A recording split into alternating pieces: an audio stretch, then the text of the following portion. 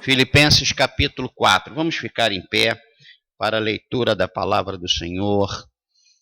Ó Senhor amado, Deus bendito. Filipenses 4, versículo 11. Apenas o versículo 11 foi o que o Senhor falou ao meu coração nesta manhã de quarta-feira. E eu fiquei parado aqui neste versículo, e algumas coisas desencadearam. Vamos lá, versículo 11 diz assim: digo isto, não por causa da pobreza, porque aprendi a viver contente em toda e qualquer situação. Que o Senhor Deus abençoe você de maneira rica e abundante. Vamos sentar.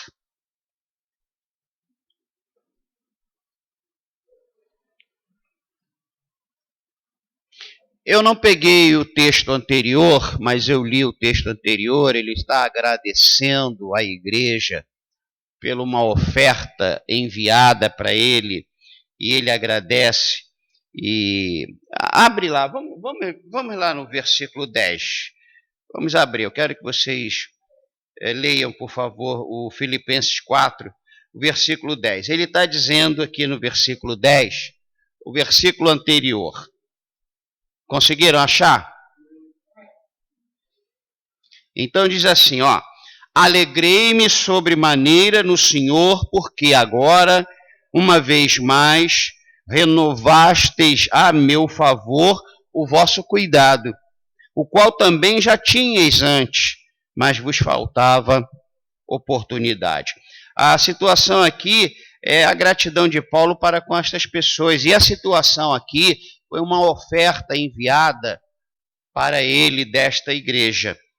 Então, ele diz que se alegrou, mas ele diz assim: digo isto não por causa da pobreza, porque alguém pode estar pensando que ele está alegre, porque em meio a uma pobreza ou uma falta de recurso, ele é socorrido pelos irmãos, cuidando dele materialmente. Então ele diz: digo isto não por causa da pobreza. Não estou alegre porque na falta de recurso eu agora estou sendo suprido. Não. Digo isto não por causa da pobreza, porque aprendi a viver contente em toda e qualquer situação. Eu quero compartilhar com vocês este assunto de contentamento. Que na verdade, nós não temos vivido esta questão de contentamento. Este versículo nos mostra que o contentamento não é uma inclinação natural do homem. É difícil.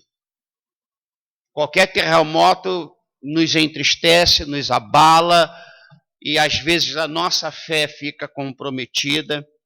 Então, o contentamento não é uma inclinação natural, isso não acontece naturalmente na gente.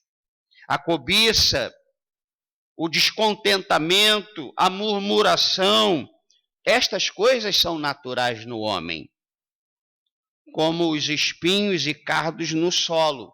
Você não precisa se preocupar em plantar espinho. O espinho vai nascer, é natural.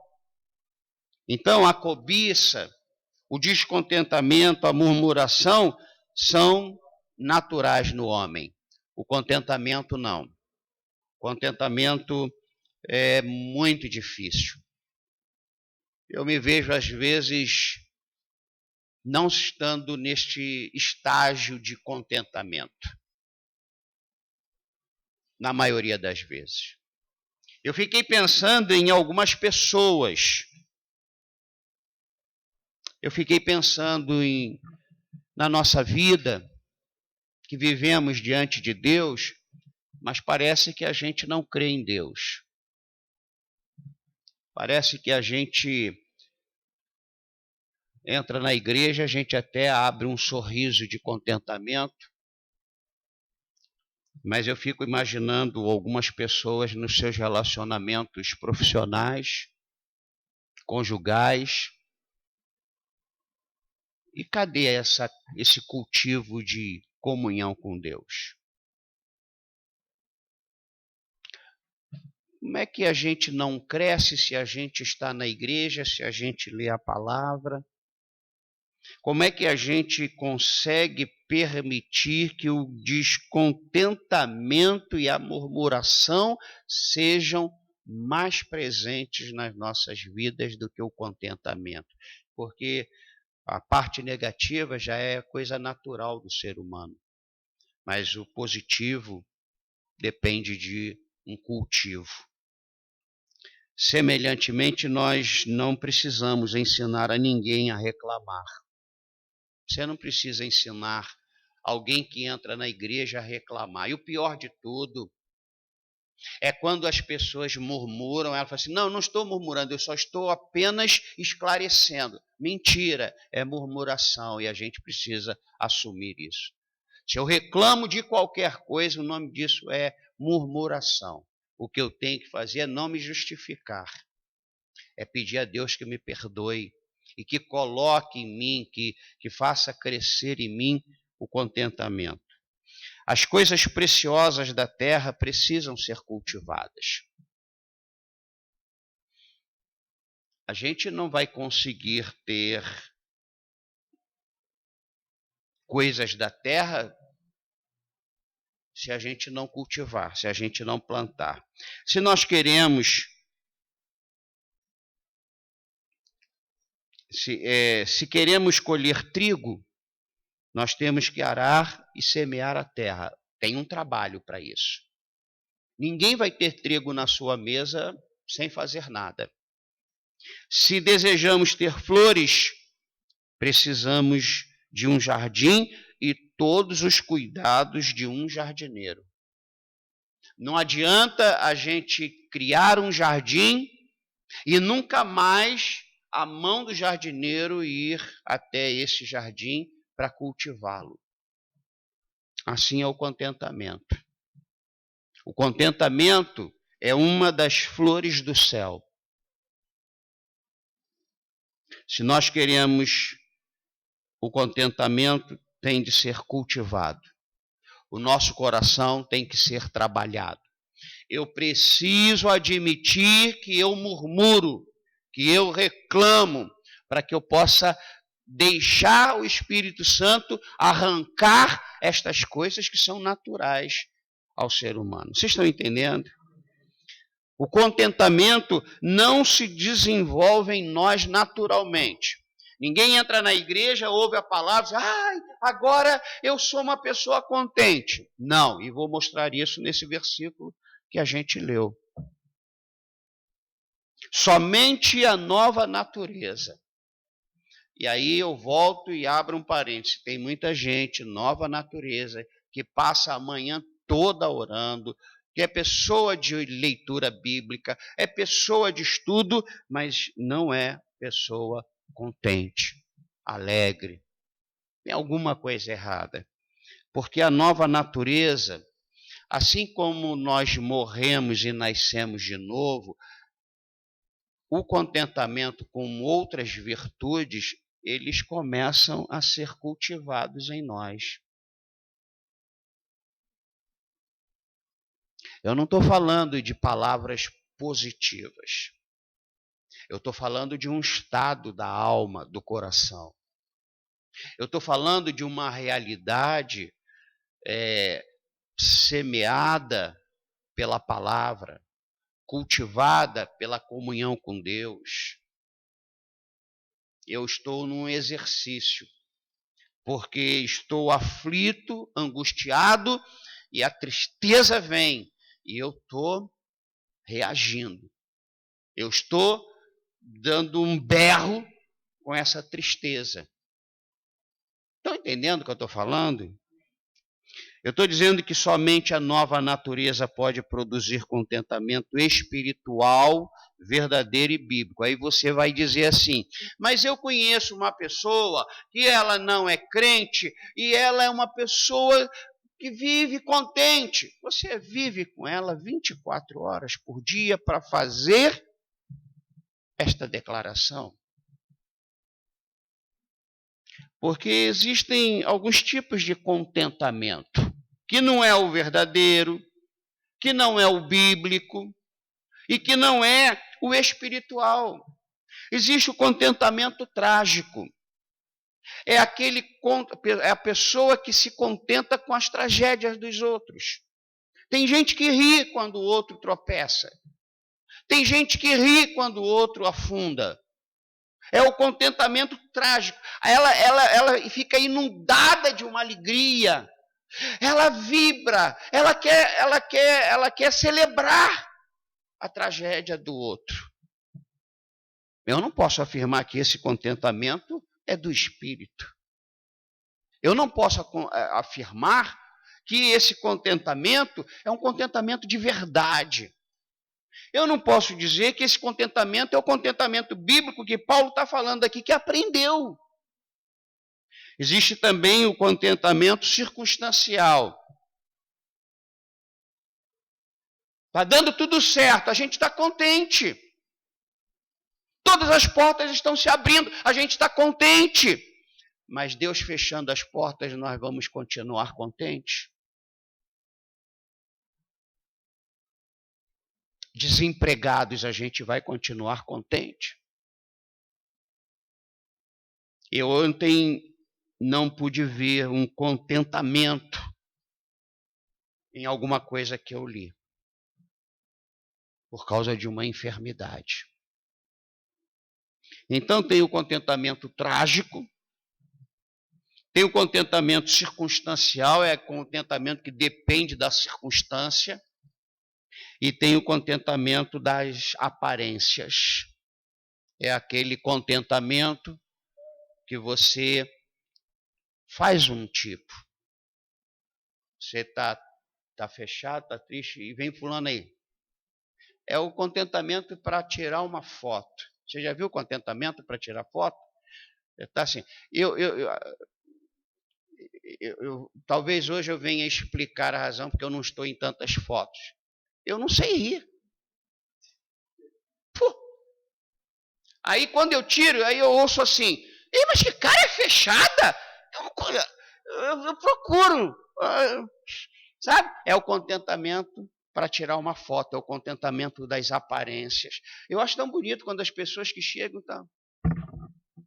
Aí você olha e você não percebe que ela forçou o sorriso. Parece que ela está sorrindo mesmo, entende? Mas eu não consigo. Aí às vezes eu me sinto assim, vamos tirar foto. Não sei o que fazer, eu não sei o que fazer, sabe? Então, eu consegui anotar esses 3 tipos de contentamento. O contentamento trágico, quer dizer, além do contentamento espiritual, verdadeiro e bíblico, eu vejo o contentamento trágico, aquele que se realiza com a tragédia alheia, o contentamento circunstancial, que depende de tudo dar certo, e o contentamento de aparências, é aquele que, vamos tirar foto. Aí a pessoa está rindo. Mas Paulo me ensinou nesta manhã algumas lições que eu quero compartilhar com vocês, quando ele disse assim, quando eu li o versículo 11, digo isto não por causa da pobreza. Ele não está dizendo que aprendeu a viver contente em toda e qualquer situação, porque não tinha outro jeito. Ele está vivendo uma situação ruim mesmo, então o jeito é viver contente. Não, é isso que ele está querendo dizer. Mas tem a primeira lição, quando ele diz assim, aprendi. Isso significa que antes, Paulo não vivia desta maneira, contente. Isto significa que ele está dizendo para mim, disse para mim hoje de manhã, que contentamento a gente aprende. não nasce na gente. Não é, vou orar. Pronto, estou ajoelhado e estou orando. Vou ler a Bíblia. Pronto, abra a Bíblia. Não, o contentamento, ele precisou aprender. Ele disse, aprendi a viver contente. Como podemos viver contentes sendo brasileiros? Como podemos viver contentes sem recursos materiais? Como podemos viver contentes com enfermidades incuráveis? Como podemos viver contentes quando pessoas que nós amamos estão em perigo? E Paulo viveu uma história, após sua conversão, de muita luta, muita tragédia. E tem um texto que ele próprio diz que ele passou por coisas, mas ele está dizendo aqui no final da vida, que Paulo está velho, ele está preso em Roma, ele está assim já no final, nos últimos dias, e ele diz assim, aprendi a viver contente. Não porque a pobreza está instalada, mas porque Deus me ensinou a me contentar, apesar de tudo e qualquer coisa, somente nele. E aí eu quero dizer para você o seguinte, enquanto a gente não aprender a ter uma comunhão íntima com o Senhor, a gente não vai conseguir aprender a viver contente. Entenderam ou não? Então, o contentamento tem que ser cultivado juntamente na comunhão com Deus. E nós vamos ter notícias negativas, tristes, trágicas. Não vamos sorrir disso, mas o contentamento em Deus, ele existe. A gente não vai viver para baixo, arrastando o pé, porque o mundo está errado. Não. Haverá algo que vem do coração de Deus para a nossa vida. Vocês não estão entendendo? Bem, segunda lição que eu vejo nessa declaração do apóstolo Paulo é que todo ensinamento tem custos.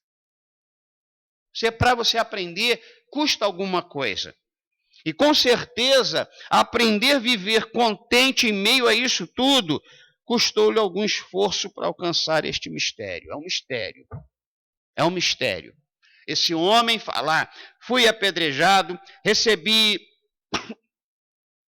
39 chicotadas, naufraguei, passei fome, passei frio, passei sede, tive sede, eu fui rasgado, eu fui traído, eu fui perseguido. E esse homem, nesta mesma epístola, ele diz, alegrai-vos. Alegrai-vos em quê? No Senhor. Então, esta alegria que ele fala, que não vemos razão nenhuma deste homem ser alegre, só estava em Deus. E aí, você vai passar por todas as privações, mas você não vai ser uma pessoa amarga, infeliz e entristecida.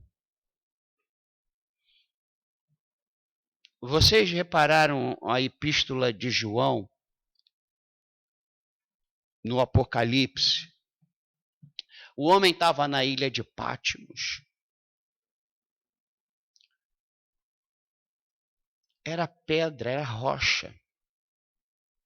Era rocha e mar à sua volta, ao seu redor. Você não consegue ver um rancor. Por quê? Porque ele ali está com Deus, ele diz que vê o Senhor, ele vê um homem, um anjo de branco, ele vê luzes. O homem no final da vida, 90 anos de idade, quebrando pedra, literalmente, numa ilha rochosa, com água salgada por todos os lados.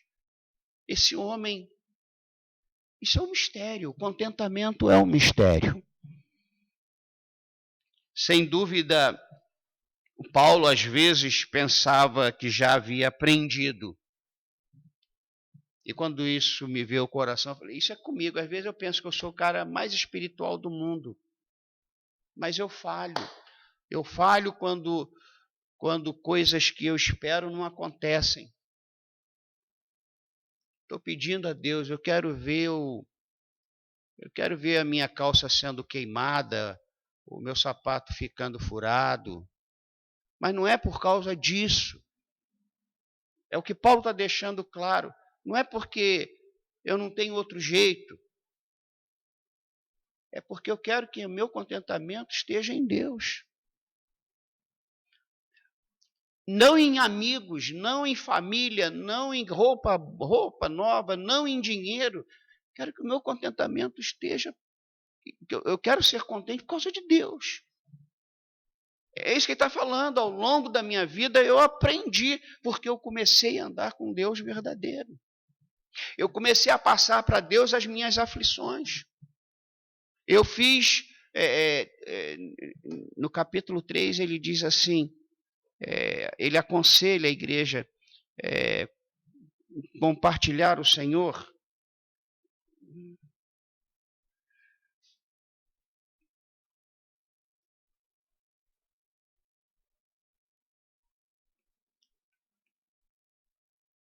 Não andeis ansiosos de coisa alguma, em tudo, porém, sejam conhecidas diante de Deus as vossas petições, pela oração e pela súplica, com ações de graças. O que é ações de graça? Obrigado, Senhor. Obrigado, Senhor. Gente, isso é um coração contente. Então, o âmago de tudo é Deus na nossa vida. E quando faltar tudo, e quando ninguém acreditar em você, e quando você não tiver recurso, e quando você não puder fazer, e quando você estiver preso como ele, ele era literalmente, mas às vezes a gente está amarrado, está preso, não pode dar um passo, a gente quer fazer um monte de coisa e não consegue. Nós vamos viver contente, porque Deus está conosco. Deus está com o seu povo. Voltando lá.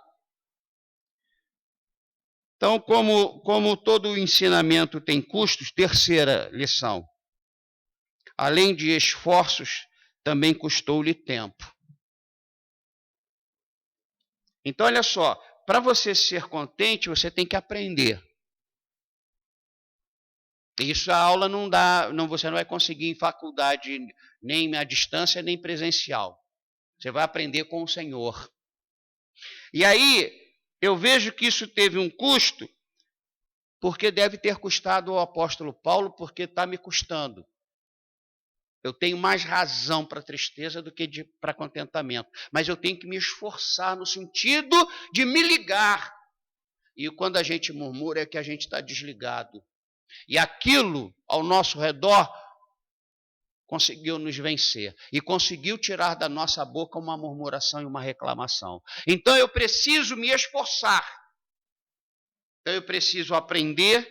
Em segundo lugar, eu preciso me esforçar, estar vigilante, é uma palavra muito usada na Bíblia, vigiando, aí eu, ô Senhor, seja louvado. Não manda dar graças a Deus por tudo? Oh meu Deus, louvado seja o Senhor. Eu estou sentindo dor sim, mas isso daqui não vai me entristecer, apesar da dor que eu estou sentindo, porque eu estou em Cristo Jesus. Em terceiro lugar, além de esforços, custa tempo. Eu estou com um pouco mais de 30 anos de evangelho e às vezes eu falho. Tem gente aí reclamando com saúde. E aí ontem eu pensei nessa irmã lá de Recife, a filha dela está doente. Você está com saúde aqui, nós estamos com saúde. Quem não está com saúde, eu quero pedir a Deus que cure você. Mas a gente reclama, porque a gente não tem dinheiro, não tem isso, não tem aquilo. A gente reclama porque tem trabalho para fazer. A gente reclama quando está de folga. A gente reclama. A gente está reclamando muito. E não pode haver contentamento com murmuração. São duas coisas diferentes. E isso custa tempo. Isso leva tempo. Porque quando finalmente Paulo alcançou e pôde declarar, ele já era um homem velho de cabelos grisalhos às portas da morte, um prisioneiro encarcerado em Roma, quando ele escreveu esta epístola, quando ele fez esta declaração. Em quarto lugar, a quarta lição, se queremos chegar onde Paulo chegou, onde todos os discípulos do Senhor precisam chegar, desfrutar de contentamento, significa em todo e qualquer situação, ou seja, também devemos passar pelas enfermidades, prisões, tribulações, pelas circunstâncias adversas, contente. Isso é um mistério.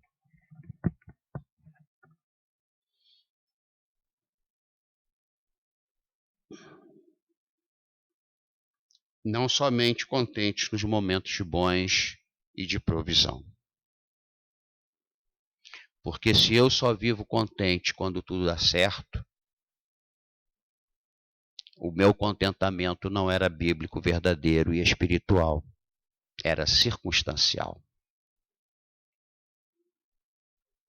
Uma vez alguém disse do cônjuge, não vou dizer se foi o homem que falou ou a mulher, porque isso não importa. Só que aquilo ali eu fiquei pensando sobre aquilo. Meu cônjuge me trata assim por causa da nossa situação financeira. Mas é só entrar dinheiro que o meu cônjuge vai mudar. Eu achei isso tão triste, triste de ouvir. E nem quero saber se isso é verdade ou se é mentira. Mas essa era a leitura que um cônjuge fazia do seu cônjuge. Então, contentamento se aprende, contentamento custa muitos esforços, contentamento leva tempo. Contentamento significa que para aprender a gente precisa passar pelos momentos adversos, pelas tribulações, e não só nos momentos bons, porque os momentos bons não nos ensinam o contentamento verdadeiro, bíblico e espiritual. Você só pode dizer que é uma pessoa com este contentamento se você passa pelas situações que Paulo passou. E aí você é contente quando tem e quando não tem. Por quê? Porque você sempre tem Deus. E você aprendeu isso na sua vida. Deus está sempre contigo. E a quinta lição, viver contente não é uma virtude que pode ser praticada naturalmente, e sim um aprendizado a ser obtido gradualmente. Mas você tem que crescer nisso.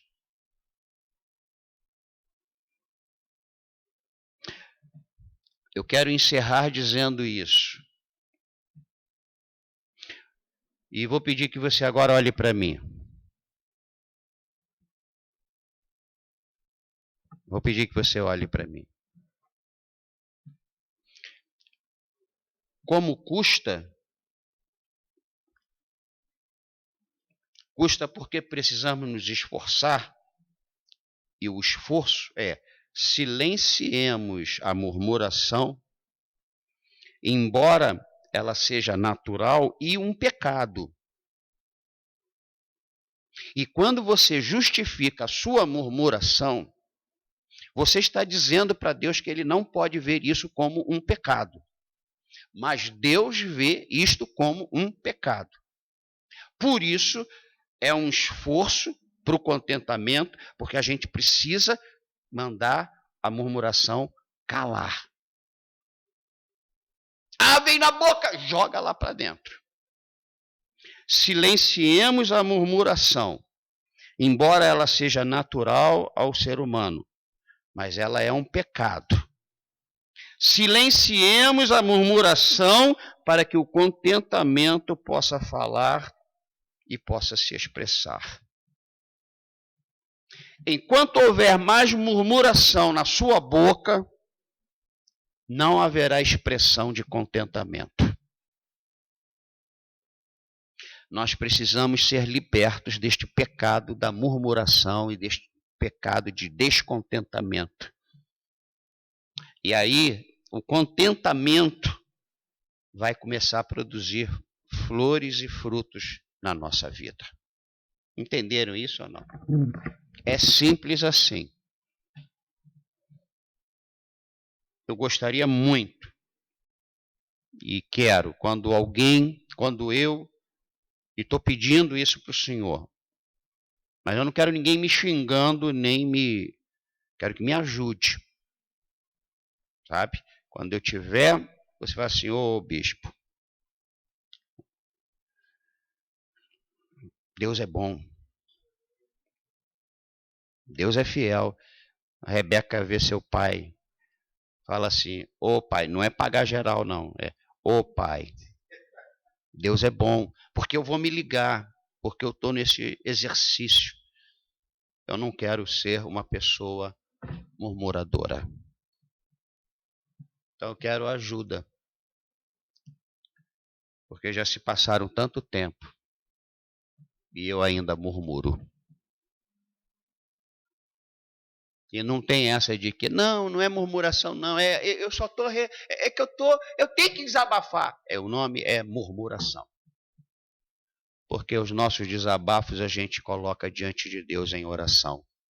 Não foi isso que Paulo falou? Em tudo sejam conhecidas diante de Deus as suas súplicas, através das petições e com ações de graça. Aonde que uma pessoa vai murmurar e agradecer ao mesmo tempo? Que droga, aleluia, obrigado, Senhor, é uma porcaria isso que eu estou vendo, maravilhoso, Deus é maravilhoso. Não existe esse casamento, não é verdade? Então, pare de dizer que a sua murmuração não é murmuração. É murmuração e aceite como você está pecando diante do Senhor.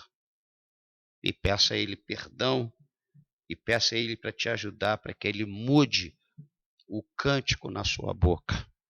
Que Ele tire isso, te ajude você. Isso vai depender de esforço, isso leva tempo. Que Deus nos ajude, que Deus nos perdoe e que Deus nos abençoe rica e abundantemente. Pai amado,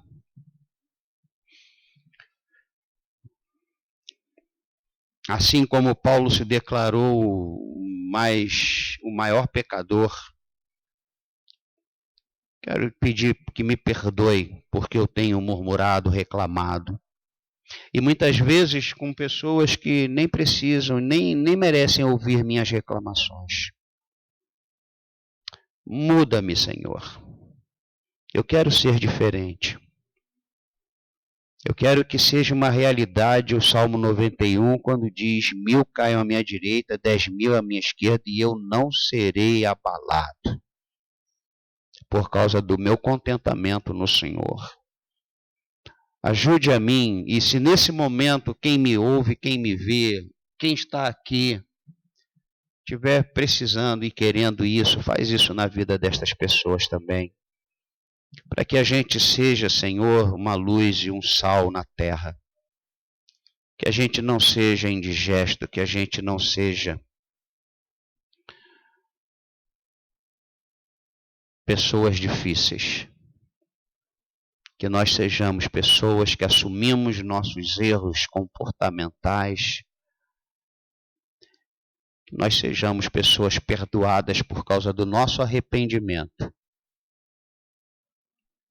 E que a gente possa aprender a viver contente em toda e qualquer situação. Seja na perda, seja na morte, seja na tristeza, seja na falta de recurso. Porque nós estamos envolvidos contigo. E conforme o celebrante diz para o noivo e para a noiva, na alegria e na tristeza, enfermo com saúde, pobre ou rico. Vem fazer isso, Pai, em nós. Eu quero em mim. E quem quer isso na sua vida, diga amém e amém. Que o amor de Deus Pai, a graça do Senhor Jesus Cristo e as consolações do Espírito Santo sejam com todos, hoje, amanhã e sempre. Música